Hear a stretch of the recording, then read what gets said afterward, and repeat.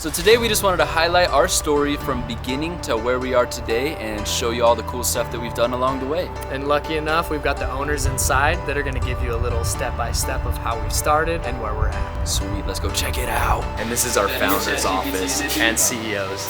You could call them our parents. We're just making sure they're not busy right now.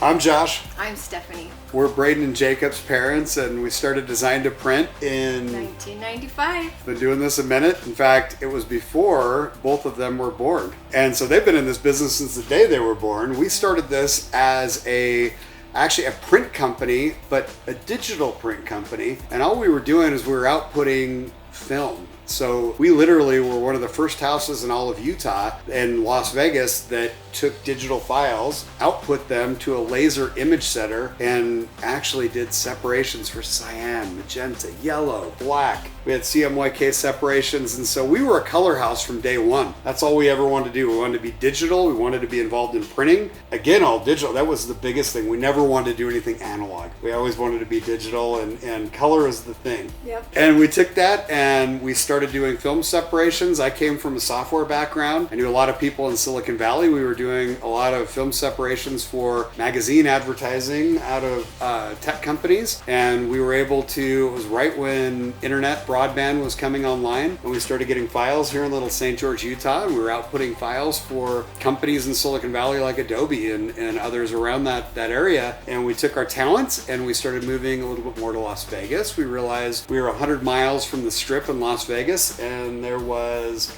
action. We had a lot of action, a lot of hotels. We had MGM, we had Caesars, we had all these guys down the road. And why not take these talents on the road with us? And so we got a couple sales reps, and we started doing what we call large format and grand format printing, which is a lot of the basis of what you're following in Beyond the Event. It really wasn't a big thing back then. Digital printing, I mean, we were one of the very first people in, I think we had the 8th solvent printer in the United States to do vehicle wraps. And so we would go down to Las Vegas and we would go to the cab yards, we'd go to the transit yards, and we would wrap vehicles. And that's how we started. And I think our first vehicle, I think we printed the entire thing and we didn't even know how to wrap a vehicle. I think we tested it out on the car, didn't we? I think we spent 30 straight hours and then we ripped it right back off. That was like in 1996. And anyway, since then, I mean, we've wrapped thousands of vehicles, thousands of transits, transit yard vehicles, and we've been printing most of the taxi tops for the whole United States in our little town. We've been doing,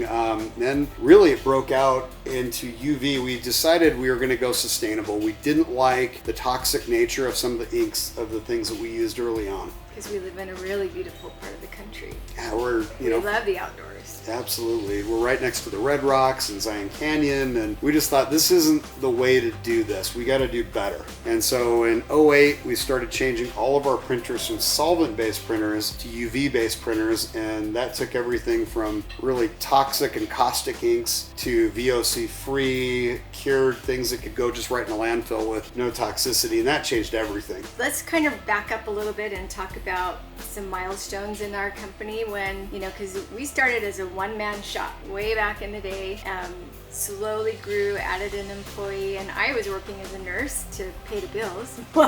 While you were trying to grow a company. Somebody had to had to pay the bills. Somebody had to support the family. But you got to the point where you were growing, you were adding equipment, you were doing a little bit bigger, a little bit wider, and along came this 5-meter, 16-foot press with contract. Because what do you do with a 16-foot press in Little St. George, Utah, right? And to kind of put some color to a 16-foot press, that's 5 meters wide. It's 16 feet. It's about 200 inches wide, and we could roll vinyl through it, and we could print. And the sales pitch when they were selling us this press was, you can print all the billboards from Las Vegas to Salt Lake. And we thought, that's kind of cool. That's the kind of business we really want to be in. And then they said, well, tell you what, because we kind of were on the fence on buying it because it was a lot of money back then. It was it was twice as much as our home cost at the time. Literally. Stephanie calls that press was like your first Mercedes, right? It was like your Maybach. I think yeah. Oh yeah. Anyway, so we bought that press, and we ended up getting with it to push us over the edge. They had a contract for the 2002 Salt Lake Winter Olympics, and we did building wraps. We didn't do all of them. There's a lot of people involved in that, so we won't take credit for the main picture, but it was our first foray into grand format. We did building wraps. We did an entire Mountain Dew ice village, I want to say. We did all sorts of stuff for American Express. I mean, it was a mega, and we did so much work for that in that first little bit. It got us really into 16-foot printing and big printing. We just started getting too big for you to be at the hospital anymore. So you begged me to come help you run the company. On hand and foot. Which hand and now- knee. Hand and knee. It was good. It was good. Like I think that a lot of the skills that I learned as a nurse translated really nicely into running a company. You know, the organizational, the paperwork, the process, right? So it's been good. You brought a ton of professionalism to the company. Oh, And I love the fact that early on we transferred the whole company to you because we knew how important it was for you to run this and take it. And I wanted you to know how important you were to the business. So Stephanie owns 100% of this business, so we're 100% woman owned. And that's been a big boon for us because, just today you're getting calls from the NBA trying to figure out things for the All-Star games in a couple weeks. And that wouldn't have happened if it was just me running this. Over the years, we got into more sustainability. We have always been based in color, and I think that's the biggest thing is most people worry about materials or they worry about final application. Everything we do starts with color because we do events, and events are so important with color because there's companies who might do a rollout for Nike, for example, and they might have to hit Nike's colors, like an orange swoosh, for example, for 800 stores, but they can go and they can send color proofs back and forth for that. They can actually make sure that everything's going to be wonderful and take weeks to do that. We get a Nike job and we're doing 100 foot by 100 foot booth worth of fabric, and the CEO of Nike is going to be standing in front of it on the one graphic we produce, and it has to nail right onto that color day one, hour one, and it's got to be perfect for broadcast, of the company. So we have to be perfect at color. That's where our foundation is as a company, and it's what matters most to us. Everything else is a bolt on to color. Hey Steph, who saved our business in 08? During the Bear Stearns debacle. Yeah, who saved our business? The infamous Katy Perry. Katy Perry saved our business, and she doesn't even know it. We were doing a huge project down at the Palms Casino, and it was at a time when we were just growing. We weren't a big company. I think we only had 20 employees, and we just done this huge deployment of graphics around the entire casino with the Maloof brothers in Las Vegas. And Katy Perry introduced her video, Waking Up in Vegas, and half of it was filmed at the Palms Casino, right in the main foray. And right after it came out, I sent I just sent a note to George Maloof and I said, hey, take a look at this thing. It's amazing. And he hadn't seen it yet on MTV. I caught it just on a night thing, and it was actually literally I watched the video right after the Bear Stearns announcement and realized we might be in trouble. This might go poorly. This might go really badly. And this video came on. I'm like, well, I watch MTV at least for a minute. And I turned it on, and there was Katy Perry's video, and I think it was her first big hit. And so the next day I dropped a note to George Maloof and said, hey, check this video out. This is pretty amazing. And he looked at it and he's like, thanks, Josh, thanks for, doing this. And anyway, but then. Well, what happened? So you've got the Bear Stearns, right? You got to kind of preface it, but we've got, economic crisis, more or less, and people started pulling their marketing budgets and their advertising budgets. So our business started to really slow down. The whole industry, actually the whole country, right? Everybody was very worried, and there was the housing crisis and people were losing money. And so we were starting to stress out. Well, because of Katy Perry and her beautiful video, George Maloof called and said, Josh, what was his accent? Your accent's terrible. Middle Eastern. I'm terrible with accents. I should never do an accent. No. Basically, he had his marketing department reach out and say, all these graphics in here, we don't want this casino to look like it's an old casino that has old graphics. This video came out. We don't want it to be the same as what's in Katy Perry's video. We want it to be all brand new. Even though we just did it. Oh, yeah. They wanted us to do it all over again. We literally had done it a month before. And then she filmed that video studio, and so we had to redo all the graphics in the casino. And at the time, I look at it now, and it's like a morning project for us. Yeah. At that time, it was the thing that got us through an entire quarter of revenue that allowed us to move on. Yeah. And so, in a weird way, George Maloof and Katy Perry saved our business in a way. At some point in like 2012, 2011, there was a couple things that happened around that time frame, and I won't get the timing exactly, but we had the red carpet event for the Ocean's 11 release with, Brad Pitt, George Clooney, Julia Roberts, and it was actually at the Palms Casino once again. Palms had like a really centralized, part in our lives in that part of our business. And we were doing this red carpet at the Brennan Theater there, and they all showed up, and we had to do all the backdrops. So we did all the step and repeat backdrops for this, and it was pretty amazing. And we realized during that process, like, this is what we want to do when we grow up. We want to do events. We want to be in the middle of the action in Vegas, and it was this aha moment. And then right after, the MTV VMA Awards were there, and we did a whole property takeover for the VMAs, like all the way from the exterior porte-cochere to pillars interior to individual suites. It was a huge deployment. It was like, oh man, you can take over a whole property, a whole casino. And it was this aha moment for us, and we started kind of going with that, and we realized the secret to that was getting into the fabric business. And that's where everything kind of changed. It was like there was these pivotal moments. One was getting into billboards, 16-foot printing. The next was getting into sustainability and understanding how to be, like neutral, carbon neutral in the environment. And really getting into fabric was kind of that third tier. And fabric is what's allowed us to get into events. That is what you're going to see with Beyond the Event is our fabric business today. And what we realized when we got into the fabric business is that you have to have something to put fabric on. And when we realized that, we started designing extrusions because we got into it so early. There's other people who design extrusions now, but none of them are designed for events specifically. Our extrusion set is a very unique thing that we're able to have an erector set that we build structures that fabric goes on top of, and we basically build trade show booths. We build presences. We work with companies all over the world, and we're pretty humbled and happy to be part of an event industry.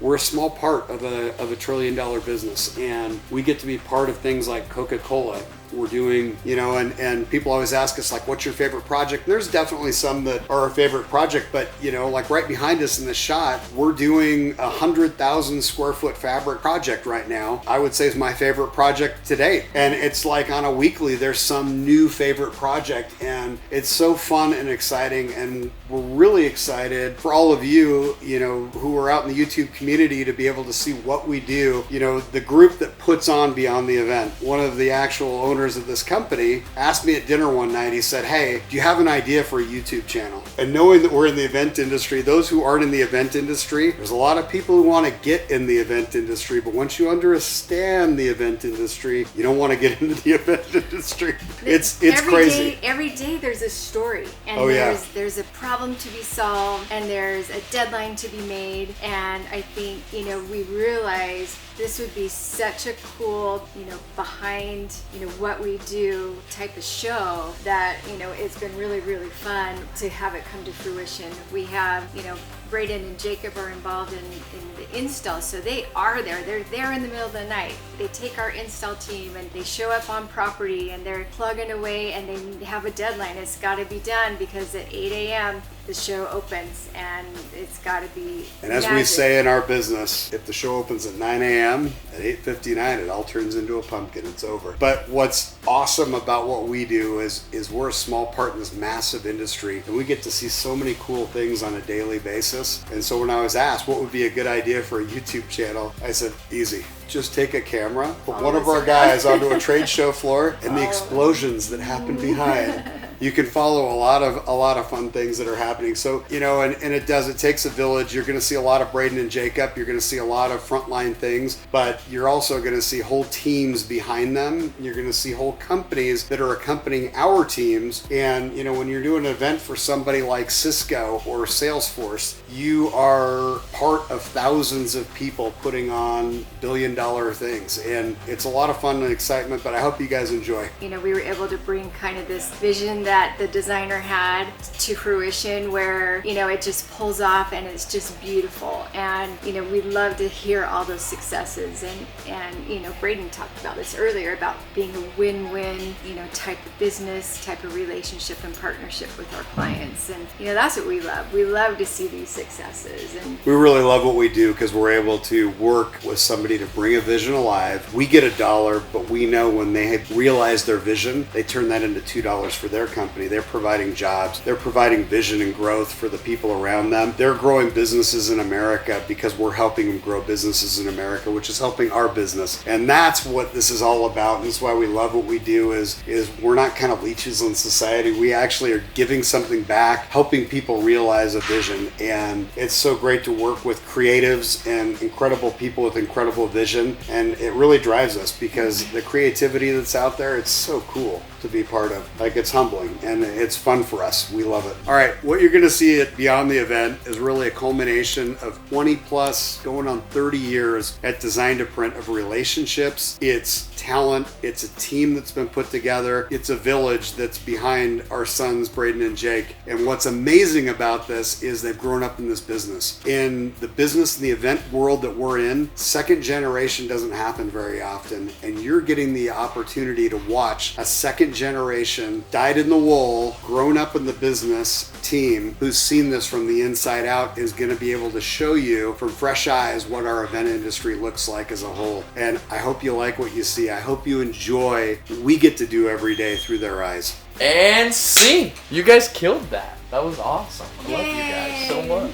love you. So over the last, 30 plus years, now we have over 100 employees and we've grown to what we've grown to through today. Is this what you imagined when you first started this company? I don't know if we ever imagined it would get this big.